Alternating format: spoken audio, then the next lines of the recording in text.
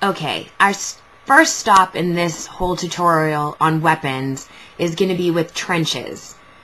Trenches are actually ditches that are hand dug into the ground, and the main benefit of a trench is protection. Where we are fighting in France and in Russia, it's pretty much open land. So when you think about fighting a battle, imagine being those first soldiers to enter the battlefields. There's nothing to hide behind.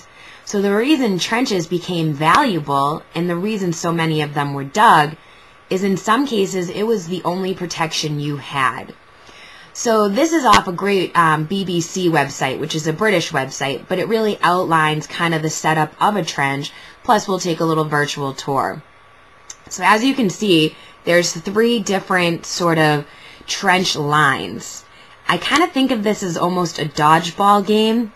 I like to think this is how I play dodgeball. I sort of hide in the back. If you're in the reserve trench, you're the furthest away from the gunfight. The support team, if anything happens to these guys holding the front line, all of these teams have to advance forward to sort of hold down the fort. No man's land. Well, it was nicknamed this, as you may guess. This is the strip of land that divided you, here's your trench, from your enemy's trench. That may be something like 50 yards across from you. You know, you could at some points on these trenches poke your head up over top and actually see the enemy in front of you. Only thing you'll see in a moment, you don't want to poke your head up over the top of this because you might get shot. So no man's land was that area dividing you from your enemy where no man wanted to go, hence the nickname. So let's go ahead and we'll take a little tour in here. So it's kind of like Call of Duty. Basically these trenches would be wide enough for a soldier. If you see the reinforcements on the side there, that's because France, Russia, similar climate to us, it rains a lot, snows, so they would actually reinforce the sides to make sure it didn't cave in. Every time we pop up over top here, there's no man's land. You know, these trenches are hand dug. You can kind of hear the gunshots in the back a little bit with this. But you don't want to poke your head up over top here. Now, as far as it being great for protection, trenches are a horrible living condition. There's really only a designated area for bathrooms. There's no outdoor plumbing in these things. So, you know, you're kind of in there with everything. Rats. If it rains a lot, you are going to have puddles. This is where you get that thing called trench foot.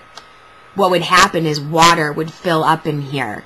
And every survival guide will tell you, keep your feet dry when you are trying to survive, because your feet will actually start to rot. And what happened to a lot of men, standing in these puddles day after day, it's muddy, it's rainy, it's cold, their feet actually swelled, got fungus and moldy, and died while still attached to their body.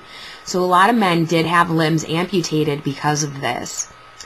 One of the other bad things about trench warfare is, just like in dodgeball, especially when you see girls play dodgeball, no offense girls, but you don't exactly run up to the line and start trying to shoot everybody. You sort of hang back and hide. So what happened with these trenches is nobody was advancing.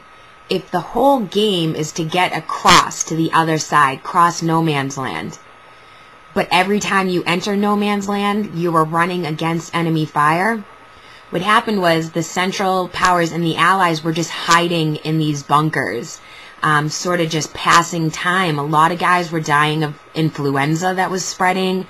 There's all crazy stories of guys getting lice, lice as big as, you know, crickets crawling all over them, because it's a dirty, filthy environment.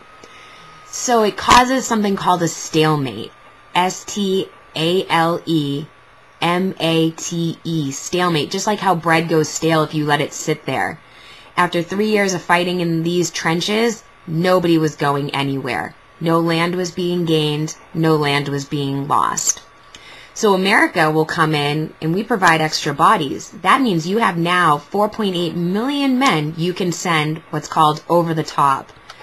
Over the top literally means climbing up and running through no man's land, and hopefully enough guys make it to the other side, kill everybody in the opposition's trench, and take over.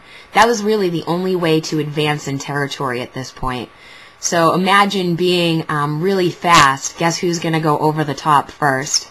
Yep, that'd be you. So those were trenches.